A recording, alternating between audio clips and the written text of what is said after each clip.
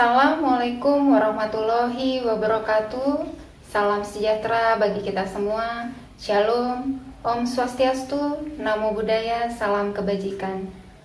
Bapak Ibu asesor yang saya hormati, perkenalkan nama saya Sontilena, dosen program studi Manajemen Informatika, jurusan Manajemen Informatika, Politeknik Negeri Sambas.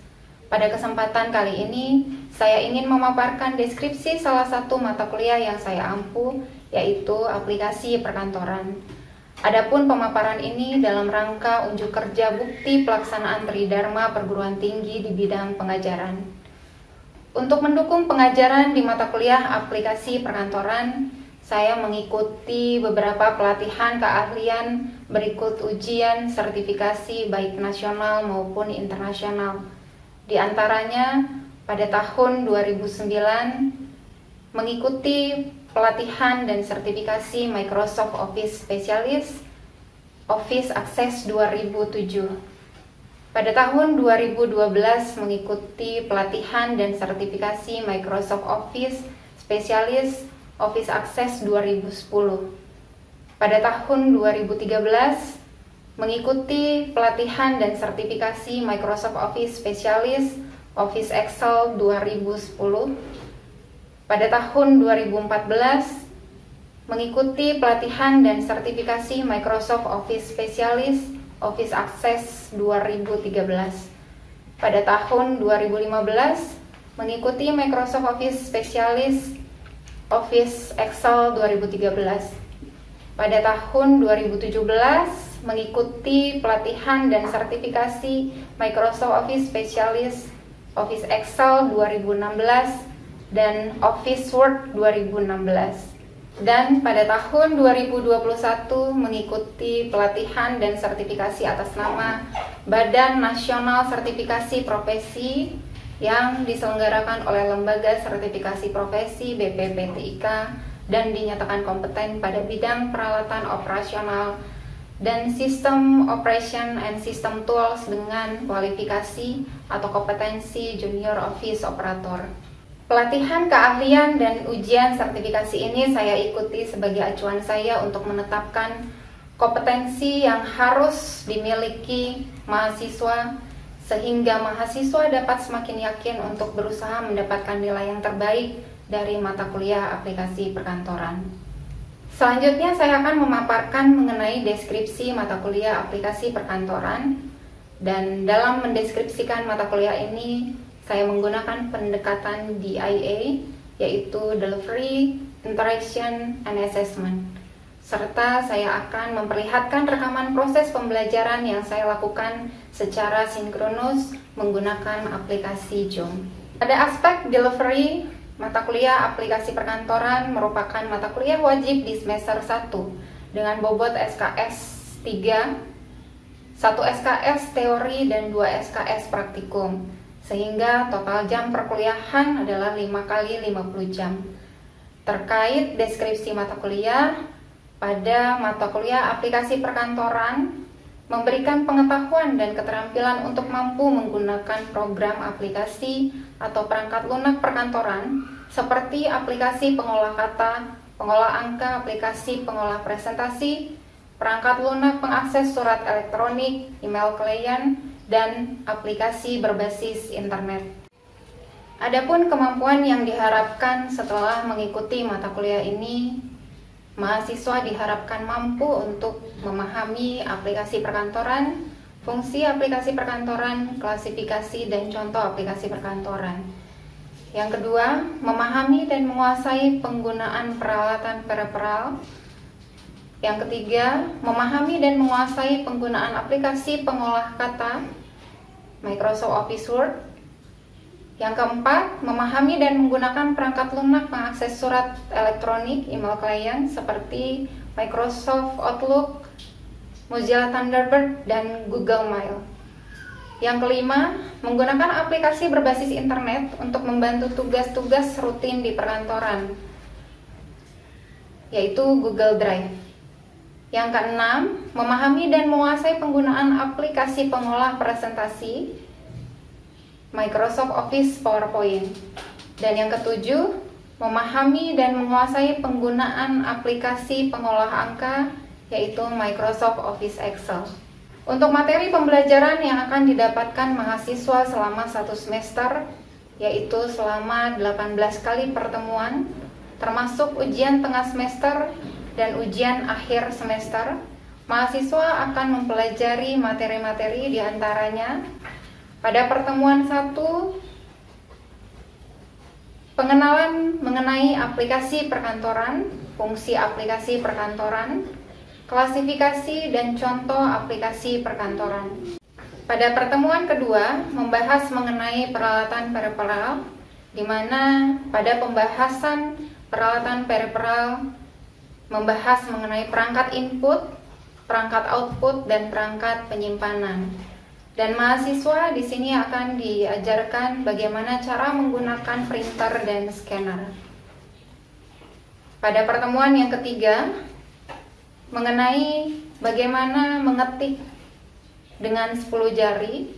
Di sini mahasiswa akan belajar menggunakan aplikasi rapid typing untuk memahirkan pengetikan pada dokumen.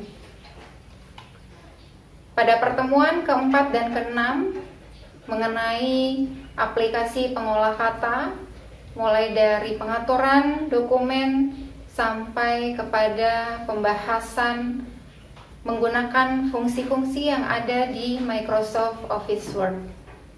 Pada pertemuan ketujuh akan dibahas mengenai perangkat lunak pengakses surat elektronik, email klien, di mana di sini mahasiswa akan belajar mulai dari mengaktifkan Google Mail dan mengkonfigurasikan kepada aplikasi Microsoft Outlook dan Mozilla Thunderbird. Pada pertemuan yang ke-8 membahas mengenai aplikasi berbasis internet, yaitu Google Drive. Pertemuan ke-9 yaitu ujian tengah semester. Pada pertemuan ke-10 sampai dengan ke-11 membahas mengenai aplikasi pengolah presentasi, yaitu menggunakan Microsoft Office PowerPoint.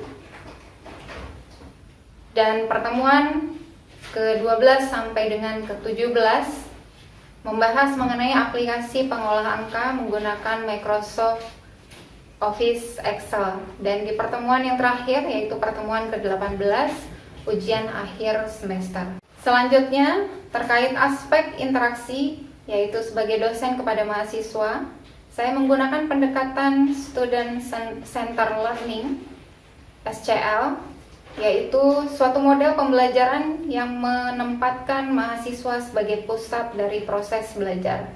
Di antaranya, yang pertama adalah interactive learning, di mana pada interactive learning ini merujuk pada bentuk diskusi dan saling berbagi, dapat berupa pertanyaan maupun pernyataan. Saya sebagai dosen memberikan kesempatan kepada mahasiswa untuk memberikan reaksi terhadap gagasan, pengalaman, pandangan, dan pengetahuan, serta mencoba mencari alternatif dalam berpikir, sehingga mahasiswa dapat aktif membangun pengetahuannya melalui penyelidikan terhadap pertanyaan yang mereka ajukan. Pertanyaan maupun pernyataan yang muncul dari mahasiswa saya manfaatkan untuk mengetahui pengetahuan awal mahasiswa, dan tentunya saya sebagai dosen membimbing mahasiswa agar pertanyaan tidak keluar ataupun melenceng dari tujuan pembelajaran. Yang kedua, ceramah. Ceramah di sini tidak mendominasi karena biasanya mahasiswa akan mengantuk. Jadi ceramah biasanya saya gunakan di awal perkuliahan untuk pengantar mata kuliah sebelum praktikum dimulai. Yang ketiga, praktek atau praktikum. Karena mata kuliah aplikasi komputer ini memiliki bobot SKS yang lebih banyak ke praktikum, maka metode praktek atau praktikum inilah yang mendominasi.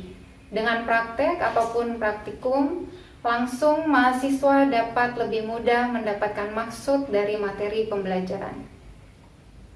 Yang berikutnya case study atau presentation. Pada metode ini mahasiswa diberikan suatu kasus yang berkaitan dengan topik materi, Kemudian mahasiswa diminta untuk mempresentasikan hasilnya mengenai pemecahan kasus yang diberikan. Lalu yang berikutnya, small group discussion, dibagi dalam kelompok-kelompok kecil yang terdiri dari 2-5 orang untuk mendiskusikan sebuah topik materi pembelajaran. Dan saya sesuaikan dengan materi kuliah, dan hasil dari diskusi tersebut dipresentasikan secara acak, agar seluruh kelompok selalu siap kapanpun akan presentasi. Dari metode ini, saya akan menilai dari kemampuan komunikasi, leadership, kerjasama, dan saling menghargai.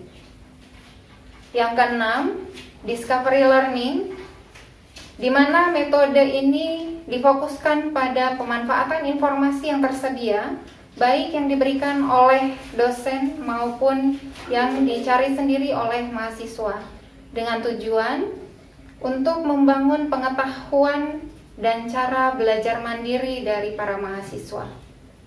Dan yang berikutnya, project based learning, di mana pada metode ini belajar dengan memanfaatkan masalah dan mahasiswa harus melakukan pencarian atau penggalian informasi untuk dapat memecahkan masalah tersebut. Untuk sistem pembelajaran disesuaikan dengan kondisi yang ada. Misalnya pada saat beberapa semester ini, di mana kita dihadapkan pada situasi pandemi, saya memilih sistem pembelajaran hybrid learning, yang merupakan konsep campuran dua metode pembelajaran, yaitu tatap muka dan jarak jauh. Untuk tatap muka dilakukan di kelas perkuliahan, dan untuk jarak jauh, saya menggunakan sistem synchronous learning, di mana pada synchronous learning ini merupakan pembelajaran daring secara langsung menggunakan aplikasi telekonferensi seperti Zoom dan Google Meet. Dan penggunaan metode ini biasanya akan saya sepakati dengan mahasiswa karena tidak semua mahasiswa memiliki akses internet yang baik.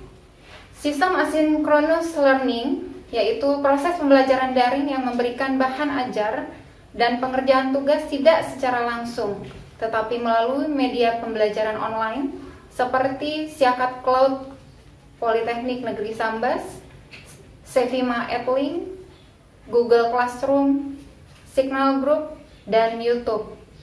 Beberapa materi juga saya sediakan di channel YouTube saya, Sontilena, untuk dapat disimak dan dipelajari kembali oleh mahasiswa. Media pembelajaran seperti Sevima, Google Classroom, Edlink, dan Signal Group ini tetap saya gunakan saat pembelajaran tatap muka untuk presensi, upload materi perkuliahan, pengumpulan tugas perkuliahan, dan penginputan nilai tugas, praktikum, UTS, dan UAS. Selanjutnya, terkait aspek asesmen, yaitu bagaimana cara saya menilai mahasiswa secara objektif. Setiap penilaian ini biasanya saya sampaikan di awal pertemuan mata kuliah kepada mahasiswa agar mahasiswa dapat mempersiapkan diri untuk mendapatkan nilai terbaik, di mana untuk bobot masing-masing indikator yang ada, mulai dari kehadiran 10%, tugas praktikum 30%, tugas terstruktur baik individu maupun kelompok 10%, ujian tengah semester 20%, dan ujian akhir semester 30%. Untuk grade nilai yang diperoleh dapat dilihat pada RPS yang saya sertakan di link berikut.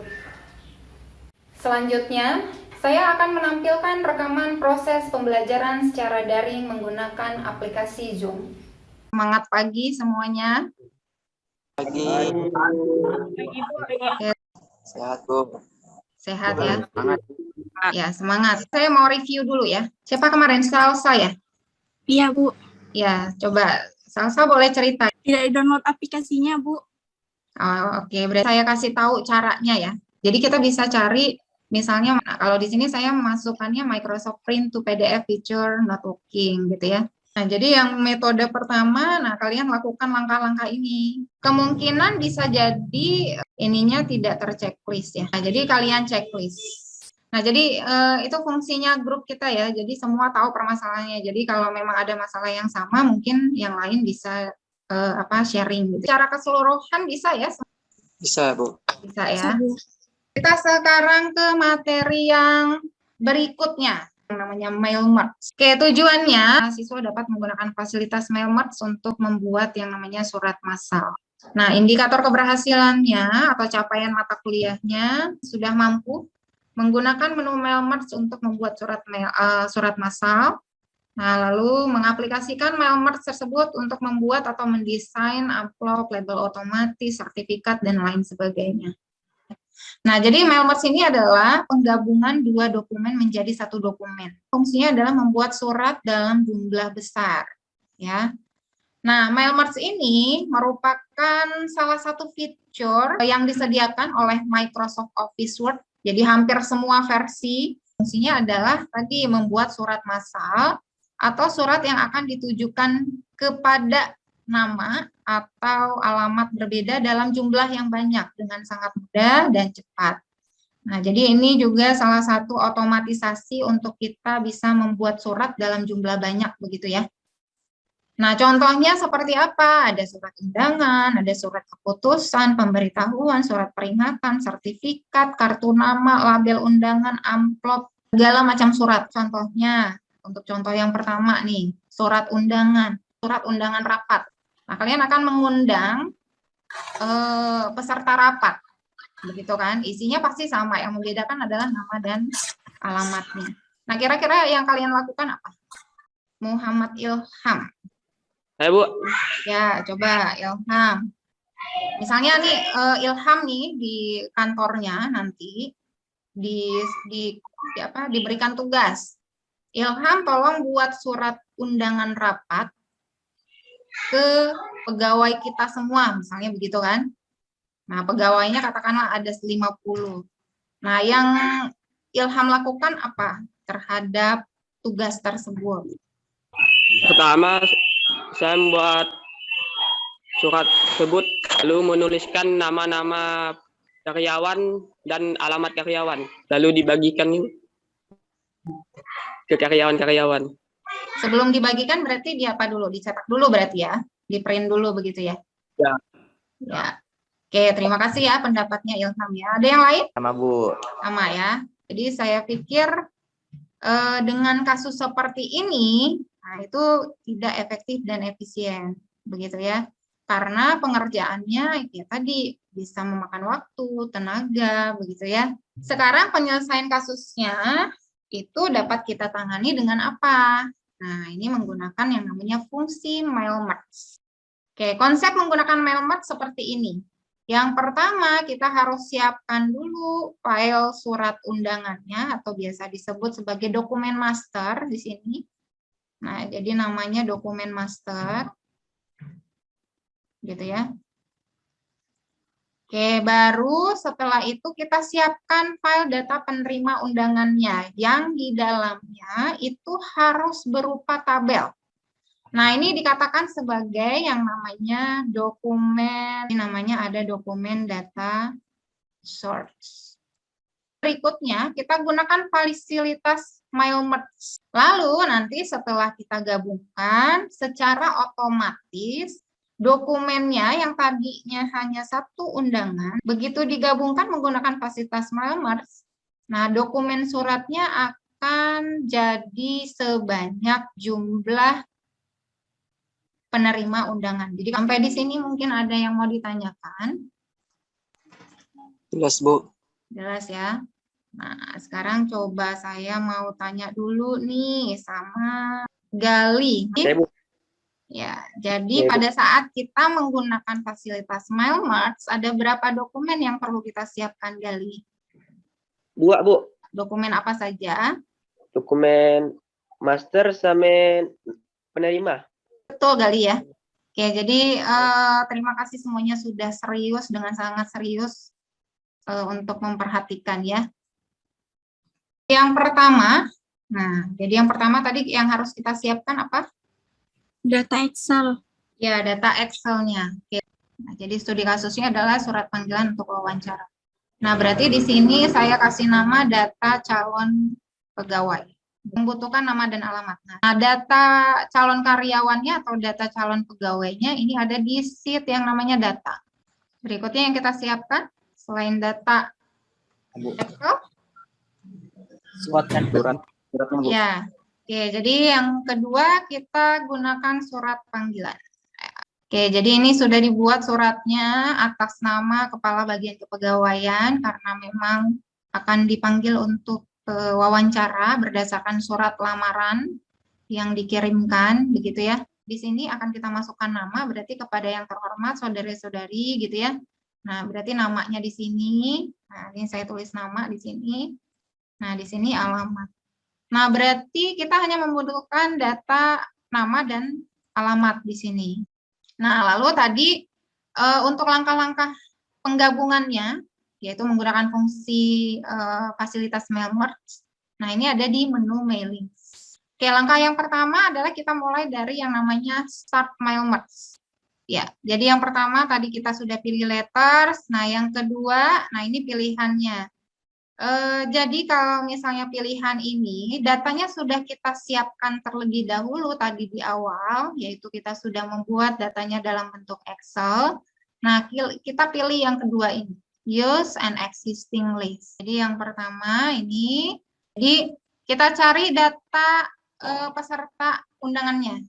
Nah, jadi kalau tadi berarti ini yang sudah dipersiapkan, berarti kita klik ini, lalu open. Nah, ini yang saya bilang bahwa di Excel itu kan dia terdiri dari banyak sheet nanti di dalamnya, gitu ya. Nah, kita pilih data yang peserta tadi, itu ada di sheet mana. Nah, jadi kalau tadi sheet-nya namanya data, berarti kita pilih data. Kalau data pesertanya ada di sheet yang lain, berarti kita sesuaikan saja ya. Oke, jadi data di sini baru kita oke. Kita lihat di bagian edit-nya ya. Nah, jadi data yang tadi itu akan masuk di sini ya. Nah, jadi akan masuk di sini. Nah, yang mau kita undang itu dia harus dalam bentuk terchecklist seperti ini. Nah, jadi di sini untuk ngedit-ngeditnya, nah, jadi apakah ini tidak perlu diundang, tinggal di-uncheck saja bisa satu, tapi sort juga bisa dari sini. Nah, jadi tinggal diklik aja bagian atasnya, ada sort, ada ascending, descending, begitu ya, atau hanya mau yang di Pontianak saja tadi misalnya, atau di Bandung saja. Nah, ini juga bisa dari sini ya. Tinggal kita masukkan berarti di sini caranya kita ke bagian insert merge field. Artinya kursornya harus aktif di sini ya. Kursornya harus aktif di sini. Nah, baru kita pilih insert merge field-nya, kita masukkan, kita klik nama. Nah, alamat kursornya kita tempatkan di sini, baru kita taruh di sini alamat. Oke ya. Oke, sampai sini bisa mengikuti?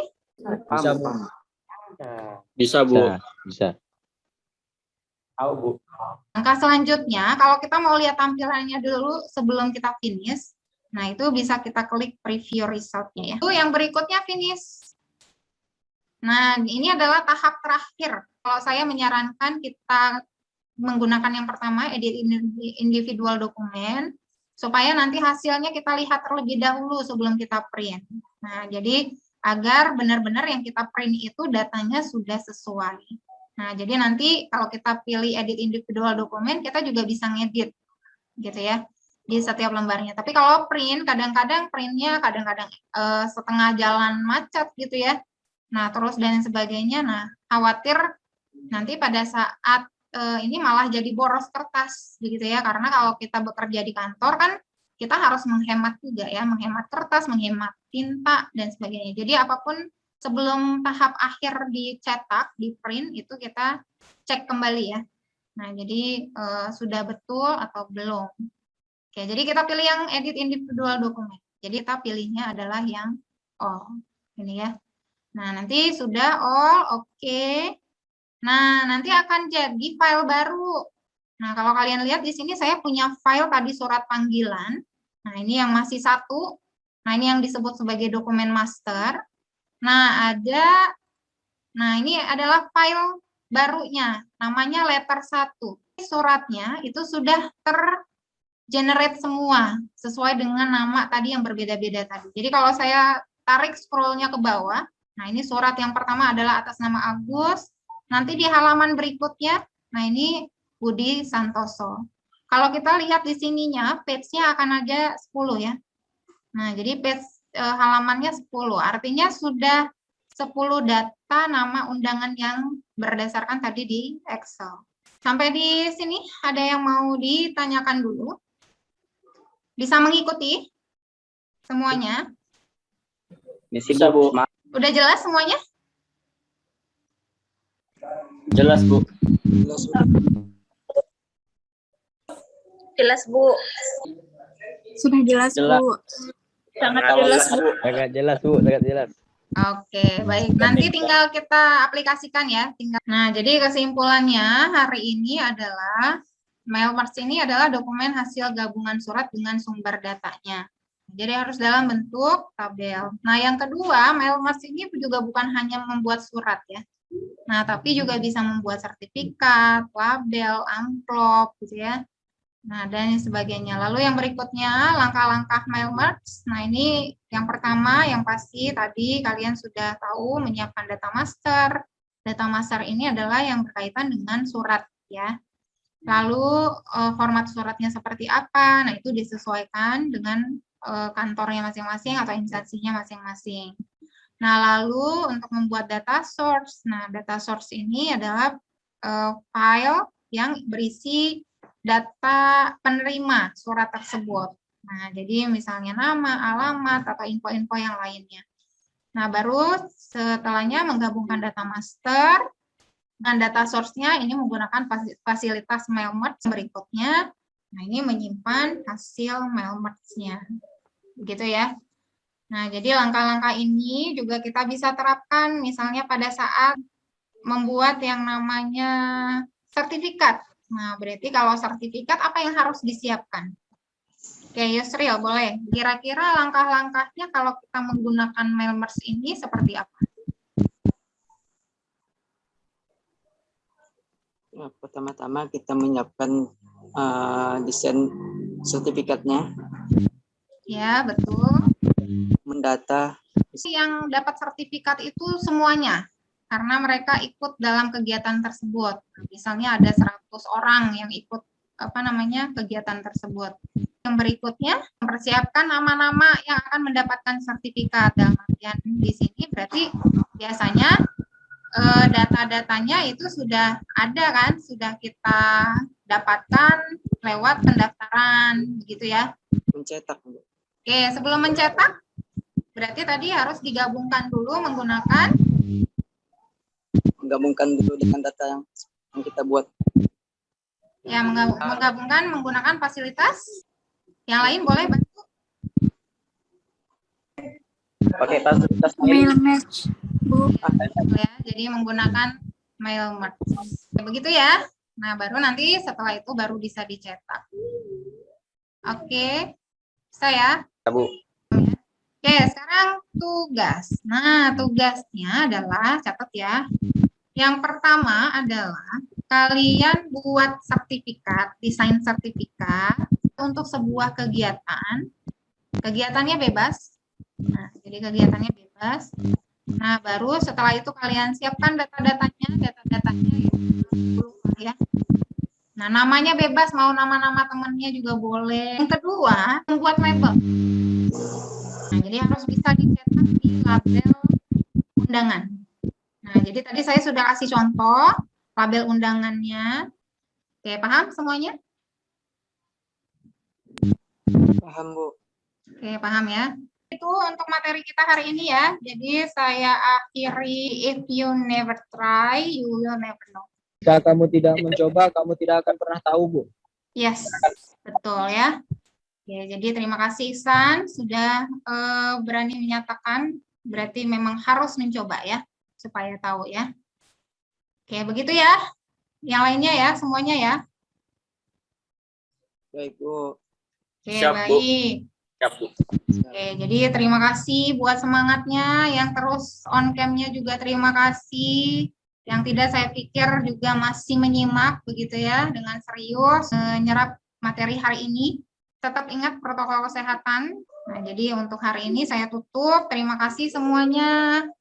Tetap semangat, tetap sehat. Oke? Oke. Terima kasih, Bu. Oke, terima kasih ya semuanya ya. Sampai berjumpa di minggu depan. Itulah penjelasan deskripsi mata kuliah aplikasi perkantoran sesuai dengan RPS, serta rekaman pembelajaran salah satu materi yang ada di RPS. Mohon maaf apabila pada proses pembuatan video ini ada kekurangan. Assalamualaikum warahmatullahi wabarakatuh. Salam sejahtera bagi kita semua. Shalom, Om Swastiastu, Namo Buddhaya, salam kebajikan.